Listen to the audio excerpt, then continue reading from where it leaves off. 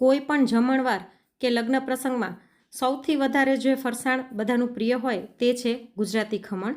તો આજે આપણે એકદમ પરફેક્ટ માપ સાથે પોચા ગાદી જેવા ખમણ બનાવીશું. તમે જોઈ શકો છો કે અંદરથી કેટલા સરસ જાળીદાર બન્યા છે. અને ખમણની ખાસિયત એ હોય કે તમે એને ગમે એટલા દબાવો તે પાછા પોતાના મૂળ રૂપમાં આવી જાય છે. તો આજની રેસિપી જો તમે ફોલો કરીને ખમણ બનાવશો તો તમારા પણ ખમણ એકદમ સરસ જાળીદાર અને સોફ્ટ બનશે. વિડીયો પસંદ આવે તો વિડીયોનો એક લાઇક કરી ચેનલને સબસ્ક્રાઈબ જરૂરથી કરી નાખજો. તો ચલો વિડીયોની શરૂઆત કરી દઈએ. આજે હું તમને એકદમ પરફેક્ટ માપ સાથે બતાવવાની છું. તો એના માટે આપણે 2 કપ એટલે કે લગભગ વજનથી જોઈએ તો 400 ml જેટલું પાણી લેવાનું છે. હું તમને વજન અને કપના માપ બંનેથી બતાવું છું એટલે તમે સરળતાથી ઘરે બનાવી શકો. તો આને સાઈડમાં રાખી અને આપણે બેસન લઈ લઈએ. તો અત્યારે મેં કપના માપથી જોઈએ તો 2.5 કપ અને વજનથી જોઈએ તો 250 ગ્રામ જેટલો બેસન લઈ લીધો છે. આ એકદમ પરફેક્ટ માપ છે. અને આમાં તમારે બેસન જ લેવાનો, ચણાનો લોટ નહીં લેવાનો. ચણાના લોટ અને બેસનમાં શું તફાવત છે તેનો વિડીયો મેં ઓલરેડી તમારી સાથે શેર કરેલો છે, જેની લિંક હું તમને નીચે ડિસ્ક્રિપ્શન બોક્સમાં આપી દઈશ. તેની સાથે આપણે 1 ટેબલ સ્પૂન અને વજનથી જોઈએ તો લગભગ 15 ગ્રામ જેટલું મીઠું લઈ લઈશું.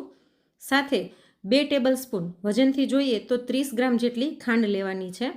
અને સાથે જ લીંબુના ફૂલ 1 ટીસ્પૂન વજનથી જોઈએ તો 6 ગ્રામ જેટલા આપણે લેવાના છે. જો તમારે એકદમ બજાર જેવા ખમણ બનાવવા હોય તો લીંબુના ફૂલ જ લેવાના, લીંબુના રસનો આગ્રહ નહીં રાખવાનો. અને 1 ટીસ્પૂન એટલે વજનથી જોઈએ તો 6 ગ્રામ જેટલો આપણે બેકિંગ સોડા લેવાનો છે. અહીં સોડાનો જ ઉપયોગ કરવાનો, ઈનોનો ઉપયોગ નથી કરવાનો. હવે આપણે રેસીપીની શરૂઆત કરી દઈએ.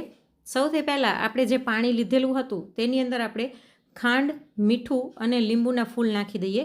સોડા આપણે હમણાં એડ નથી કરવાના. અને તેની સાથે 2 ટેબલ સ્પૂન જેટલું તેલ લઈ લઈશું.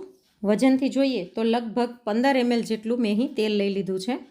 હવે આની અંદર આપણે બ્લેન્ડર ફેરવી લઈશું. તમે હાથેથી હલાવીને પણ મિક્સ કરી શકો છો, પણ તેમાં ખાંડને ઓગળતા વાર લાગે છે.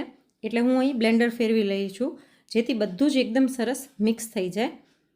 તમે આમાં દળેલી ખાંડનો ઉપયોગ પણ કરી શકો છો, પણ મેં જે વજન બતાવ્યો એ માપથી તમારે ખાંડ લેવાની. હવે આપણે બેસનને ચાળવાનો છે. તો એના માટે એક મોટું બાઉલ લઈ લઈશું. તેના ઉપર એક ગરણો રાખી અને આપણે લોટને ચાળી લઈશું. આમાં લોટને ચાળવો કમ્પલસરી છે.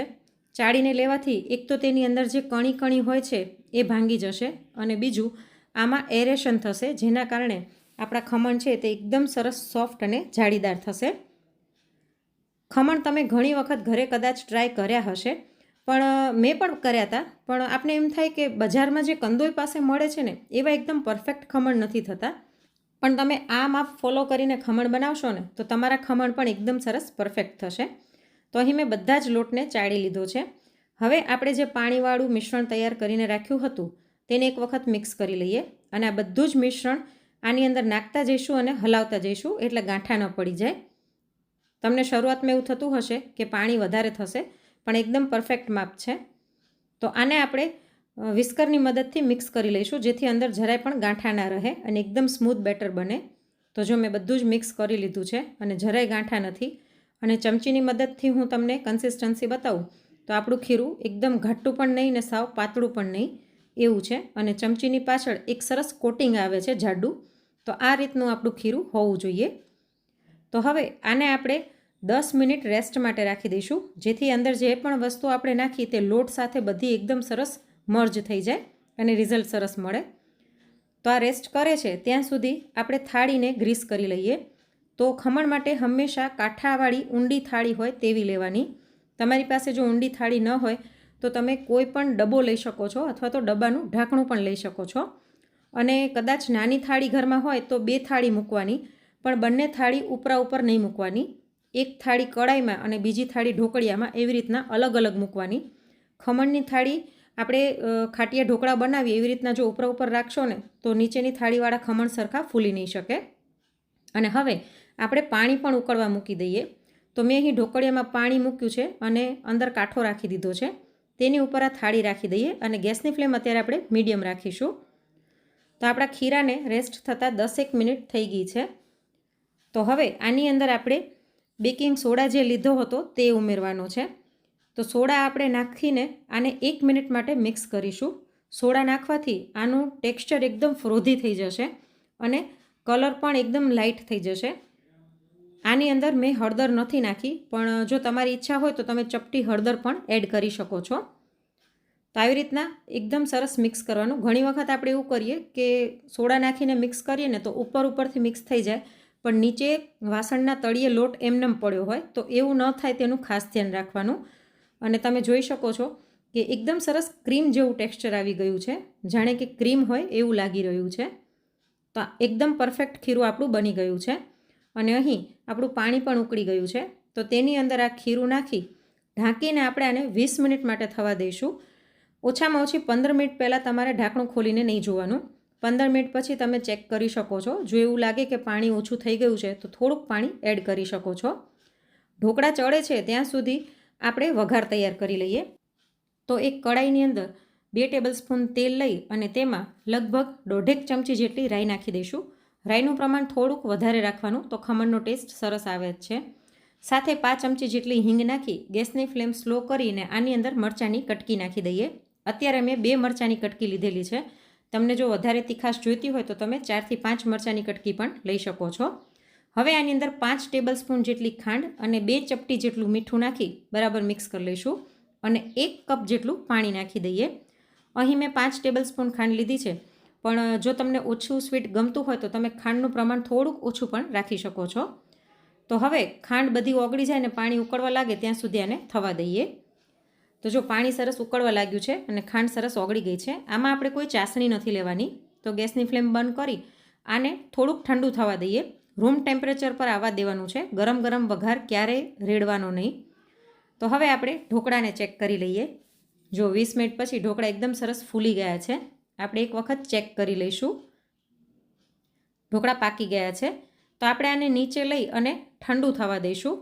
ઠંડુ થયા પછી જ આપણે આમાં કાપા કરવાના.